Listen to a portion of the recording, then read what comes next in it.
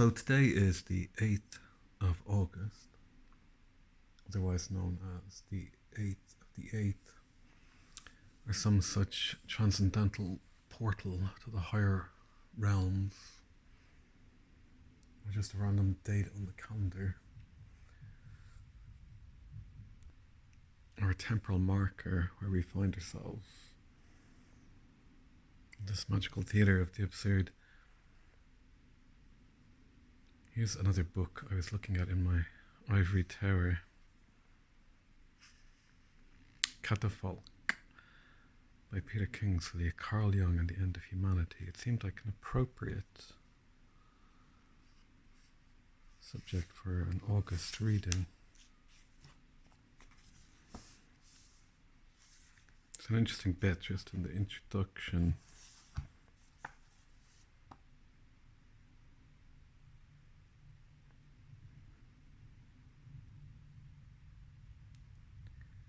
Both Carl Jung, somewhat ostentatiously, and Henry Corbin, a little more discreetly, played crucial roles at Eranos.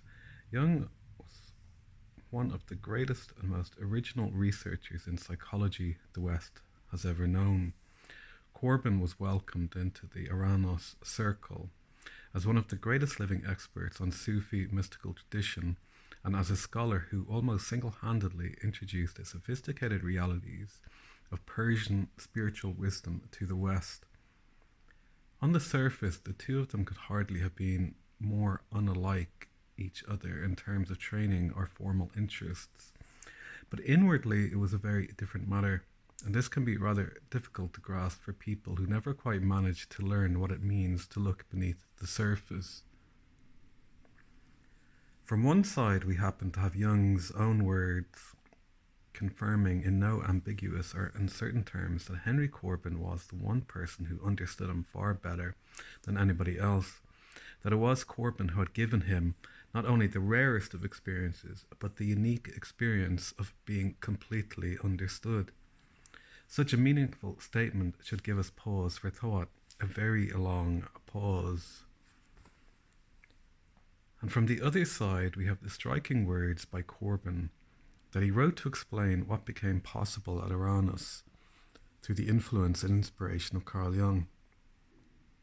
He described how Jung's presence produced an atmosphere of absolute spiritual freedom in which all individuals expressed themselves without the slightest concern for any official dogma, and with just a single goal in mind: to be themselves, to be true.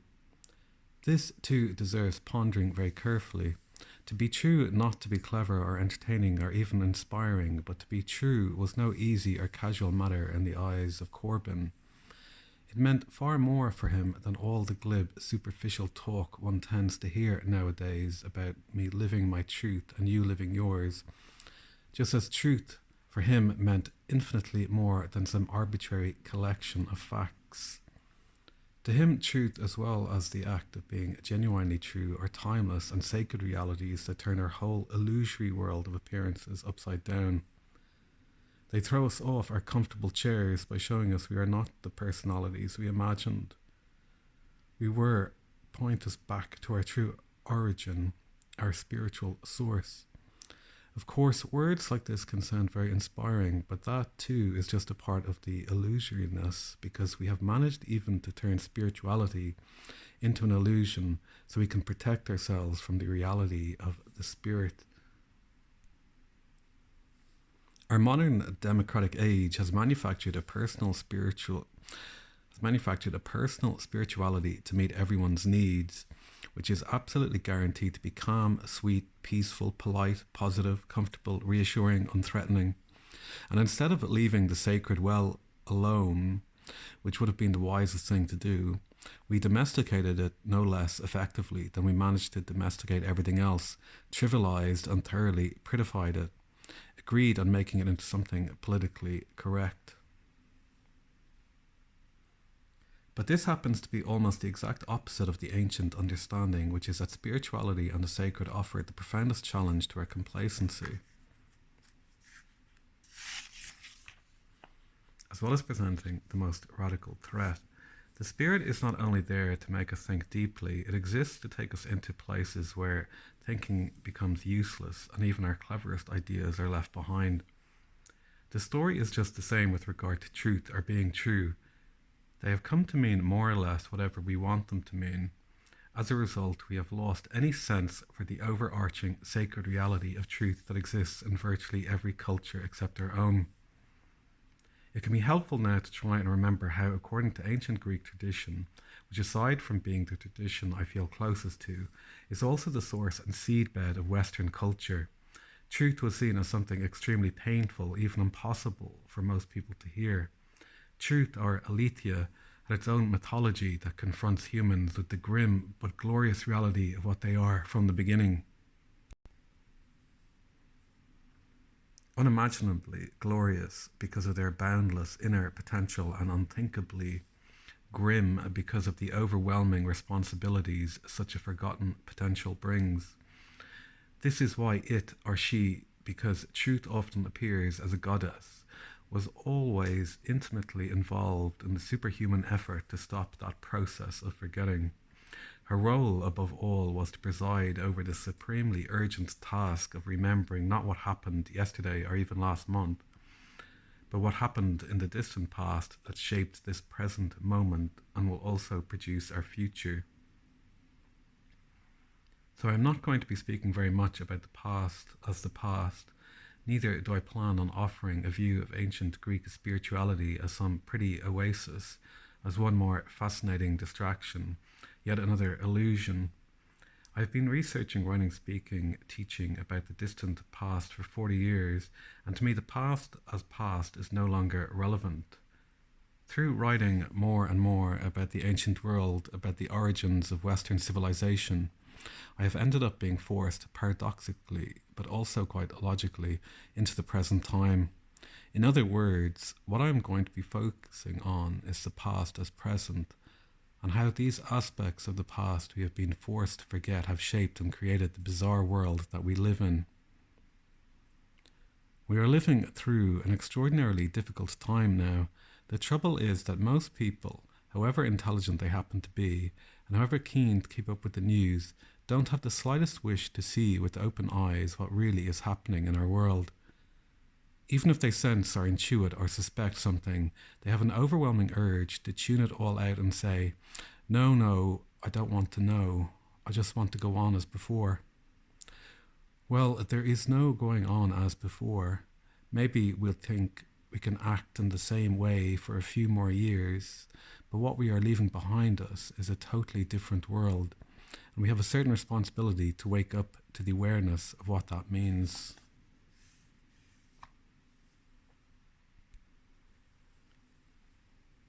And what does any of that mean when we find ourselves trapped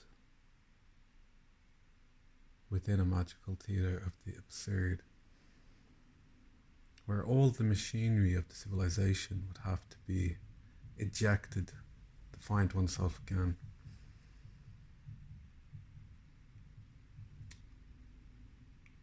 One can live as a hermit and hope to be last on the list, or one can become involved in the parochial fights on one's doorstep. What I've kept thinking the last couple of years, since the sniffles and lockdowns, is that all this tension has been created in society, including with the end of the lockdowns, a massive increase in immigration.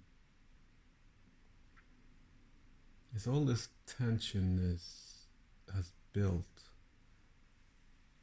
while no release valve is being offered to the collective unconscious. So the only form of catharsis that people can process is violence. And once the ball starts rolling, all you can do is get out of the way. The time for letters to the editor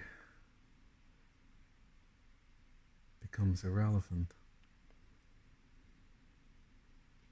But the question is, who triggers these processes? Do we trigger our own awakening with all the societal forces pressing upon us? As the oyster, the grit in the oyster makes the pearl. Or are we just cattle being shoved down chutes to be butchered? An alchemical transformation, a movement of population from one place to another, the transformation of the inner self's view of itself, only mediated through technology. You could say, in other words, what does it mean to be alive in this time of total madness, where nobody can understand the full consequences of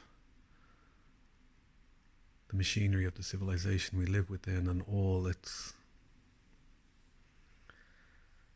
machinations placing itself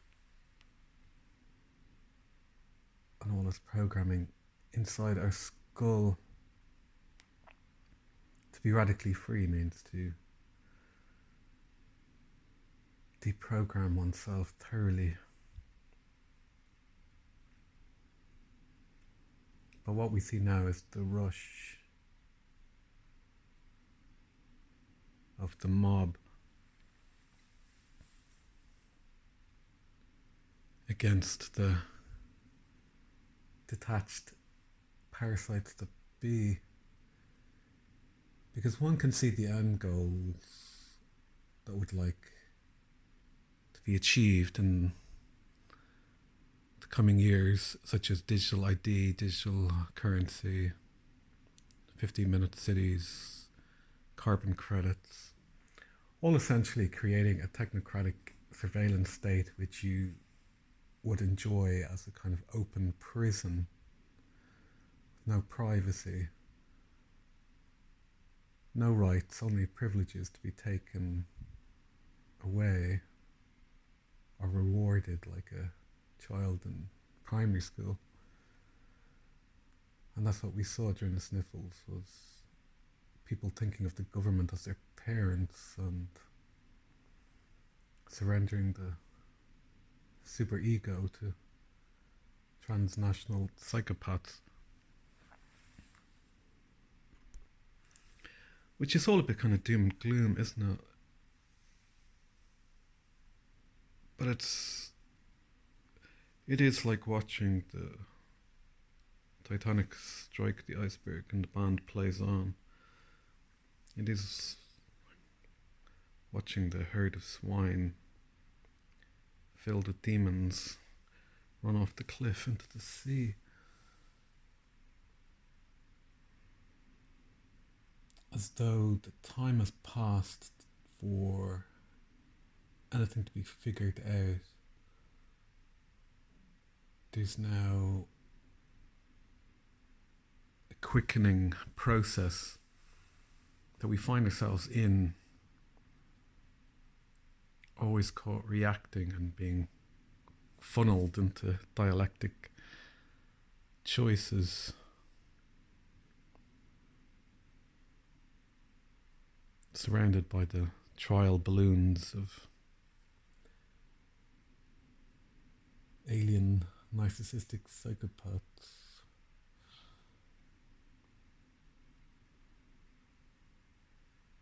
And the most one can hope for is a peasant's revolt. Which one does have to point out that if the entire indigenous, or as they like to say now, heritage population of working class people, if all the indigenous working class people of Ireland, Britain, France, Germany turned out on the street, it would all be over.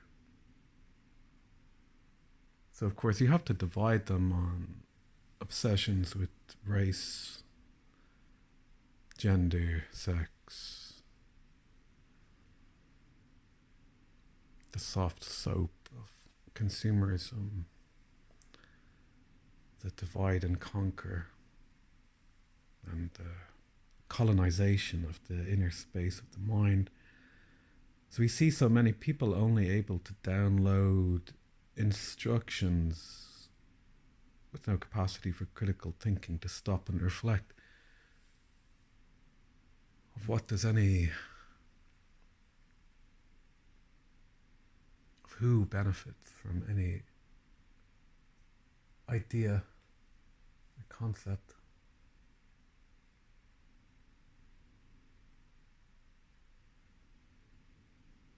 Raging like a fire.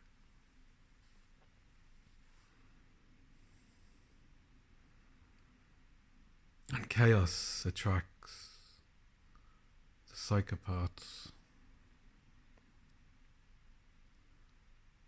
Something to feed on. As they tell you, water isn't wet or blood doesn't run red.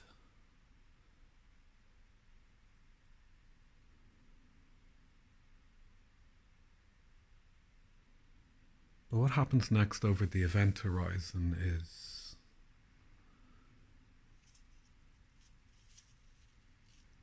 a true mystery.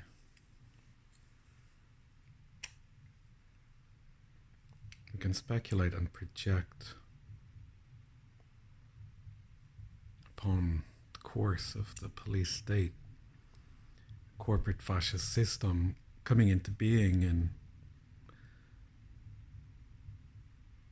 the West, North America, Europe. I said during the lockdown that I said to people, they reveal who they are. As they asked us to mask up, they took their mask off. They revealed themselves as the true psychopaths they are. Laws, rules, mandates over the little people to become ensnared in legal traps. I will crucify your life for daring to stand above the parapet. I said to people, as they ask us to mask up, they take their mask off. And the response was opened mouthed silence, because the TV hadn't instructed them to be angry or to have an opinion on anything that hadn't previously been mapped out as a safe societal response. So when one is free to walk in any direction 360 degrees upon the horizon, one finds oneself interacting with the automatons who only know how to ride on train tracks and go around safety rails, download all latest shibboleths on their smartphone. So they're left as a mass of flesh and blood to be recycled through the abyss. And the rest of us, the 33%, the 30% that figure out something is wrong, and the 3% who then act, are the ones who make all history. And the history to come is the survival of the organic human being in the face of the parasites that be, creating a technocratic feudal system which would be far more brutal than anything that has ever existed in human history. One can only presume the Georgia Guidestones were blown up so that if one were to raise their existence in conversation in a few years' time, it would be merely a harebrained tinfoil hat conspiracy theory that there was ever such a thing as the Georgia Guidestones. What does any of it mean in our personal lives? That one who isn't busy being born is busy dying.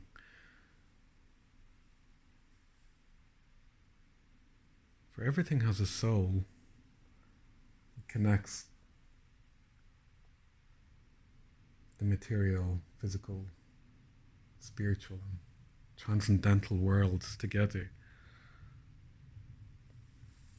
What not everybody has is a spirit. I think the spirit has to be given birth to in every moment and every action.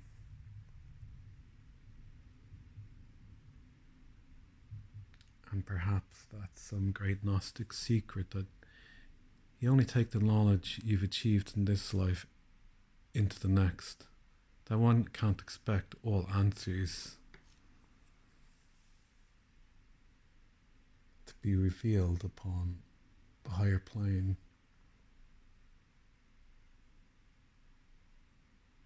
That perhaps the transcendental state is another mirror of our own understanding.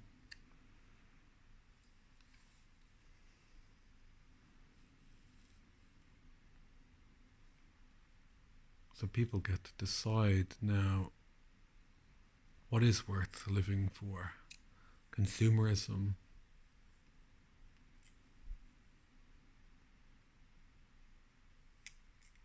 ten types of cheese,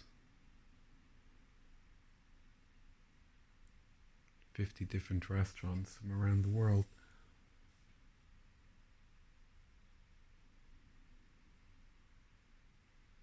Because all meaning has been sucked out of the bone marrow of Western civilization.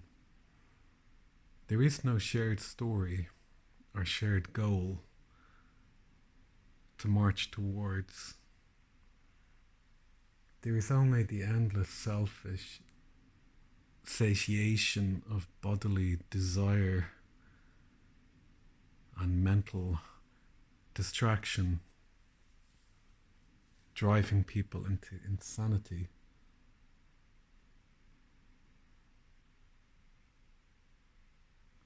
And we see humanity in the short term having to face down the possibility that they will live in a world like children of men.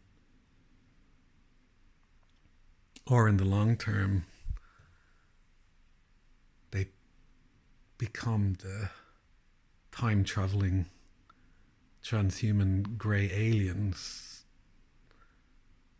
popping up in our peripheral vision, hoping to restore their humanity,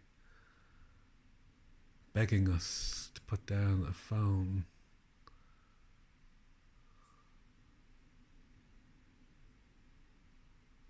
and burn all those syringes.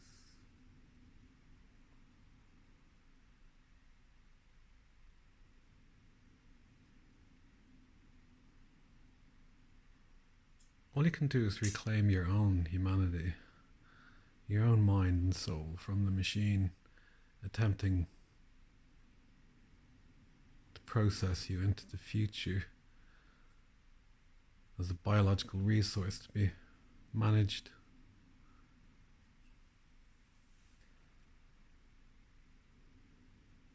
If there is anger and violence percolating now, where is the catharsis for those who realize that they and their families and children have been poisoned by the medical industrial complex?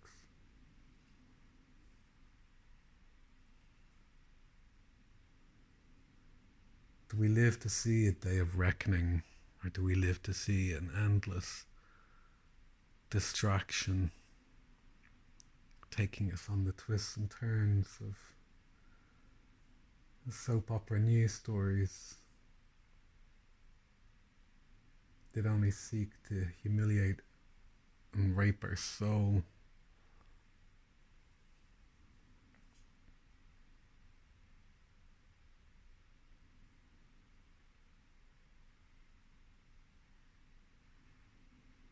Can we have some great adventure again, where the hero's journey is the reclamation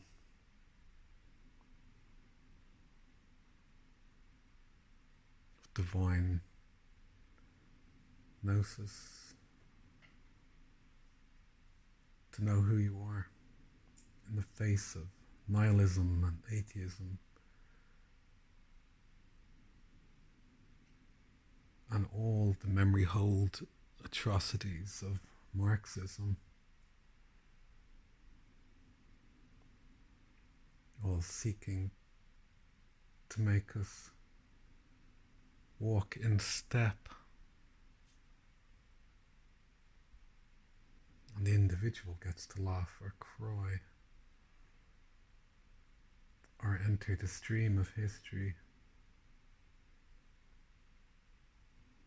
or silently go along, get along into the abyss.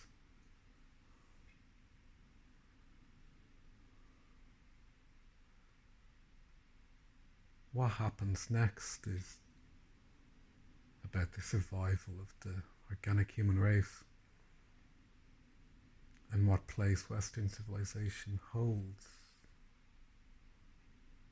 in this realm.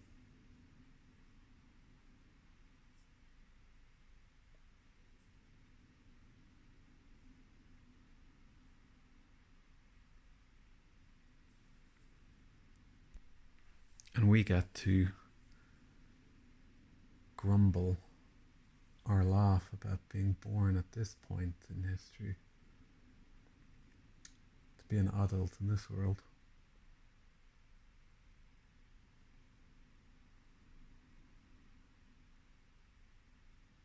Where every mouse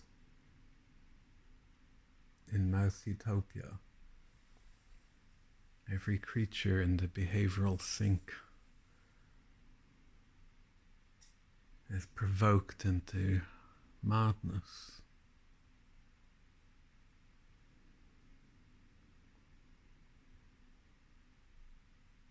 And only those willing to be a true warrior have a chance to reclaim their mind, body, and soul.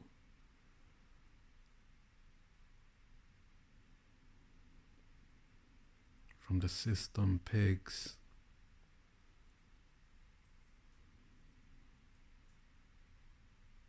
and their synthetic beasts.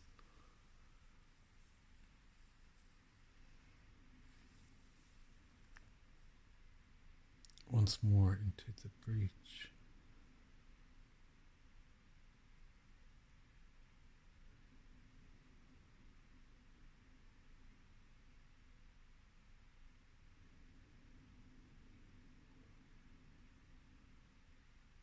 If you do anything now,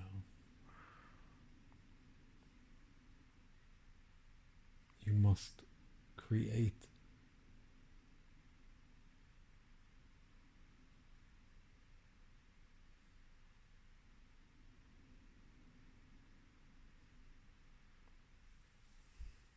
and know what belongs to you.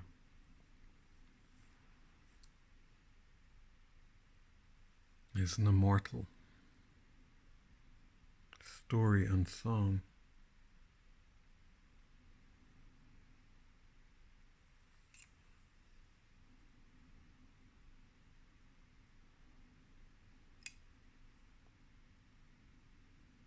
That you get to add your unique voice to.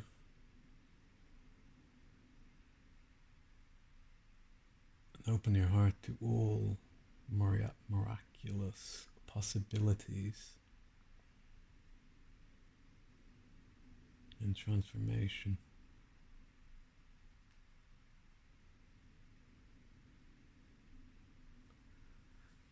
Because I am what I am.